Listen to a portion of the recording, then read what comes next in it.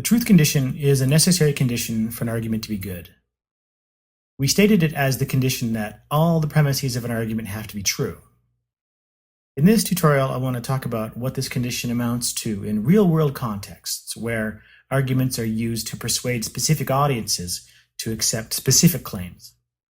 I'm going to try to show why we actually need to modify this definition somewhat to capture what's really important in argumentation. And I'll offer a modification of the definition that I think does a better job of capturing this. Here's our current definition of the truth condition. All premises must be true. Now let me use a simple example to illustrate the problem with this definition. Consider the claim that the Earth rotates on its axis once every 24 hours. We all agree that this claim is true. It's an accepted part of our modern scientific understanding of the world. But, say, 500 years ago, this claim would have been regarded by just about everyone as obviously false. The common understanding was that the Earth does not move. Most everyone believed that the planets and everything else in the universe revolves around the Earth, which is fixed at the center of the universe. And they had good reason to believe this. When we look outside, we see the moon and the sun and the stars and planets all moving around us. It certainly doesn't seem like we're all moving at hundreds of miles an hour toward the east. And around the equator, it would be closer to 1,000 miles an hour, as fast as a rifle bullet. And after all, if the Earth was really rotating that fast, why don't centrifugal forces make us fly off the surface of the Earth? Or why don't we experience perpetual hurricane force winds as the rotating Earth drags us through the atmosphere at hundreds of miles per hour?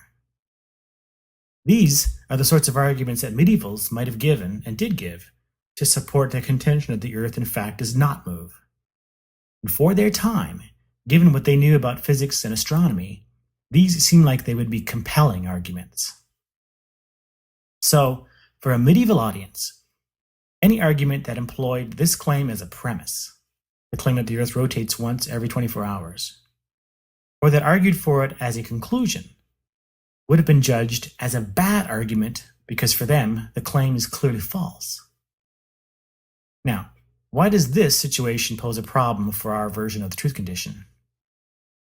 It poses a problem because if we read true as really true, true in actuality, and we think it's really true that the Earth rotates, and really false that it's fixed at the center of the universe, then this version of the truth condition makes it so that no medieval person can have a good argument for their belief that the Earth does not move. And this just seems wrong. It seems like we want to say that, yes, they were wrong about this, but at the time, they had perfectly good reasons to think they were right. And if they had good reasons, that means they had good arguments.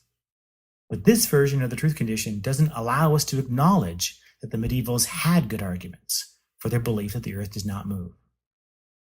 So, we need to modify our phrasing of the truth condition so that it's sensitive to the background beliefs and assumptions of particular audiences. This is a natural modification that does the trick. We'll call a claim plausible for a given audience. And plausibility is always relative to a given audience, even if we don't explicitly say so. We'll call the claim plausible if that audience believes they have good reason to think it's true. So to say a claim is plausible for a given audience is just to say that the audience is willing to grant it as a premise, that they're not inclined to challenge it, since they think they have good reason to believe it's true. What we're doing here is pointing out that in real-world argumentation, when someone is offering reasons for someone else to believe or accept something, an argument will only be persuasive if the target audience is willing to grant the premises being offered. Premises have to be plausible to them, not just plausible to the arguer or to some hypothetical audience. So here are our conditions for an argument to be good, with the truth condition modified in the way that I just suggested. Now, just a note, for the rest of these tutorials, I'll keep using the expression truth condition, even though it's really a plausibility condition, just because the language of truth is so commonly used in logic and critical thinking texts when describing this feature of good arguments.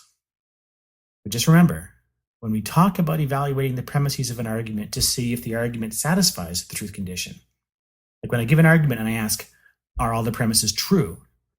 What I'm really asking is whether the intended audience of the argument would be willing to grant those premises. In other words, whether they would find those premises plausible. Now, let me just wrap up with an objection to this modification that some of my students will usually offer at this point.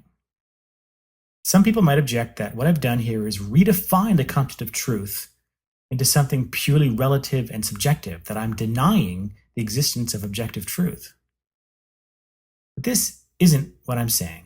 All I'm saying is that the persuasive power of an argument isn't a function of the actual truth of its premises. It's a function of the subjective plausibility of its premises for a given audience.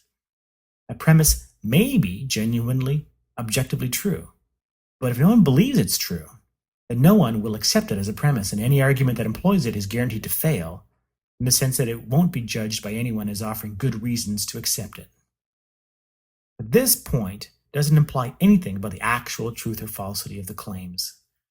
We can say this and still say that claims or beliefs can be objectively true or false. The point is just that the objective truth or falsity of the claims isn't the feature that plays a role in the actual success or failure of real-world arguments.